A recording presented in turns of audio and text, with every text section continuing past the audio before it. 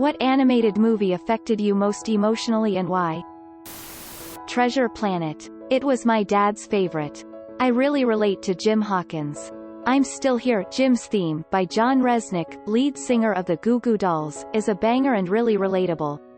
It captures the feeling of wonder and adventure that I desperately wish I had in my life but never have and likely never will. The Fox and the Hound. IDKY, but I always lose it when the old lady is driving Todd to release him back into the wild. Also Coco, because it made me think of my grandma at the end. ETA. I watched Coco on opening night at the theater and I heard sniffling and crying from pretty much everyone around me. It was honestly beautiful to share that with complete strangers. The Land Before Time. I hadn't seen that film in probably 15 years, used to watch it as a kid and related to the main character Littlefoot. Time goes by and now I'm a grown man, but it was on television. I watched it and at one scene when the mother dies and watching the whole movie generally, all those childhood memories came back to the surface and I was completely choked up. Not sure why it affected me so much. I guess I miss how happy I was as a little kid and wish I could feel that way once again, though I know I won't ever again. Lilo and Stitch. Nani worked hard for Lilo. Things were going wrong but she still tried for Lilo, didn't want her to be taken away. Now that's burning love. Brother Bear *. I have a story to tell you. It's kind of about a man and kind of about a bear. But mostly, it's about a monster. *. Gets me every time. All Dogs Go to Heaven. Charlie's entire journey of dying then coming back from the dead to dying again but to save a little girl that changed him forever always gets to me. But learning about Judith Barcy's death makes me look at the film in a whole new light, and I get overwhelmed with sadness every time I listen to the song, Soon You'll Come Home. The fact her character wanted nothing more than to have a happy and loving family is only more emotional when Barcy had the exact opposite in real life. It's no wonder she herself couldn't sing it without having an emotional breakdown. She needed a different actress to do the singing for her. A Goofy Movie. Because I didn't know my dad at the time. A Goofy Movie. He just wanted his son to love him. Iron Giant. You stay, I go, no following. Man, the scene in Up when he gets the house to Paradise Falls and sits down. Then he finally reads Ellie's book of adventures, something he hadn't been able to do since he thought she was disappointed that they never got there while she was alive. Then he realizes she kept filling it out the entire time and was extremely happy with her life with Carl. I've had my adventure. Now it's time for you to have yours. The final words he see from her letting him know that she doesn't want him to be a bitter old man, but rather, find a new purpose in life beyond her.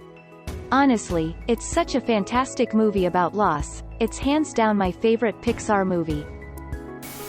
I find Charlotte's Web underrated. Always liked Charlotte's selfless attempts to save another animal's life. Big Hero 6 *. I am satisfied with my care. *.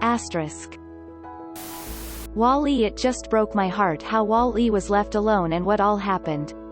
Wall-E knew love more than any of the humans.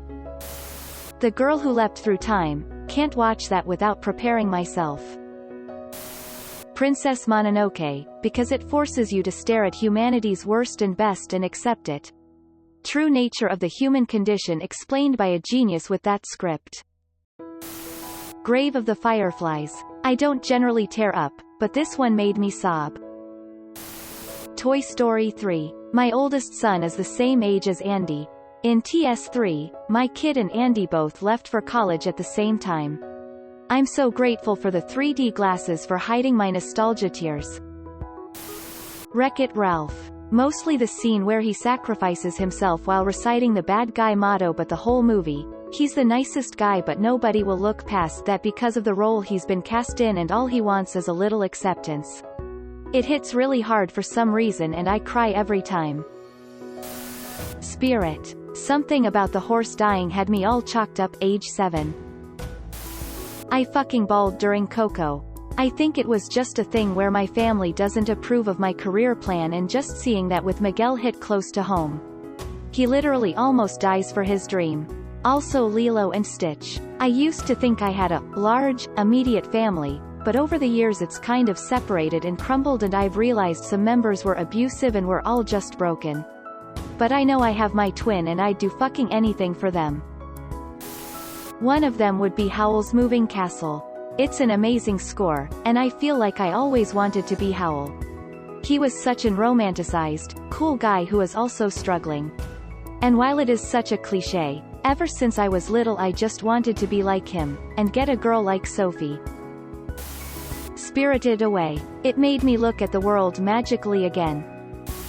Watership Down 'cause it wasn't a damn kids movie. A Silent Voice. Not a movie, but the Futurama episode, Jurassic Park. Time-lapse scene. When his dog sits in front of the pizza shop for years and years and waits for Fry. Hits me every time. Makes me think of my beagle. Who made my childhood great.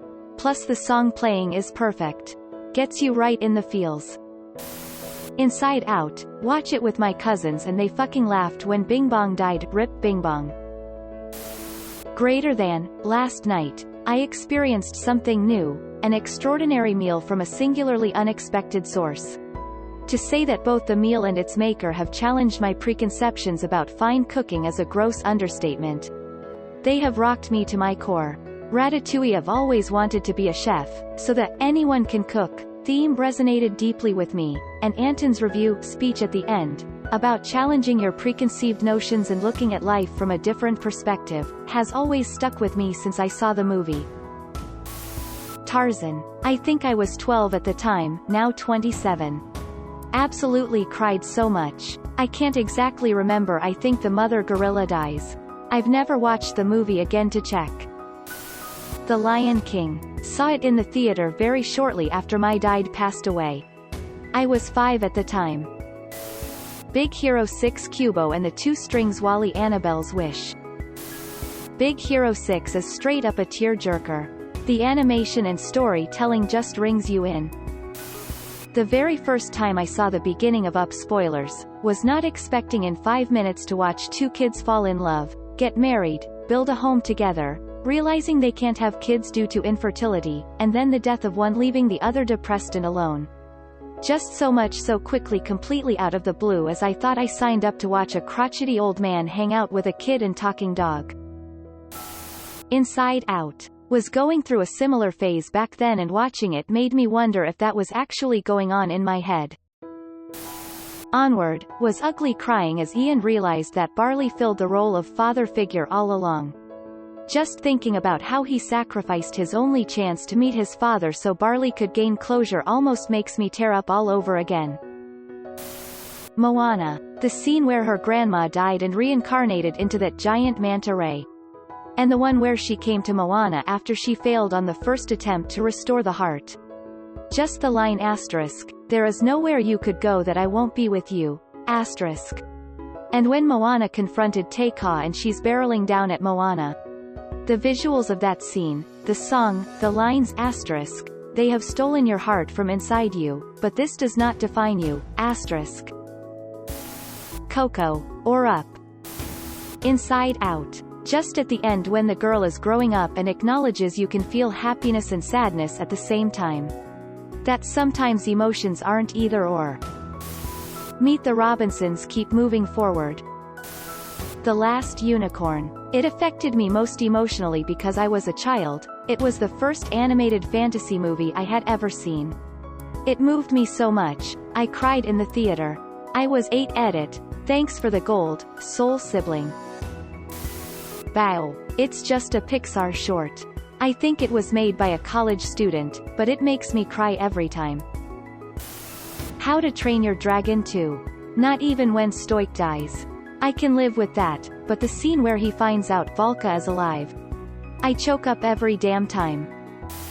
Watership Down. My mum rented it and sat me in front of the TV when I was 7.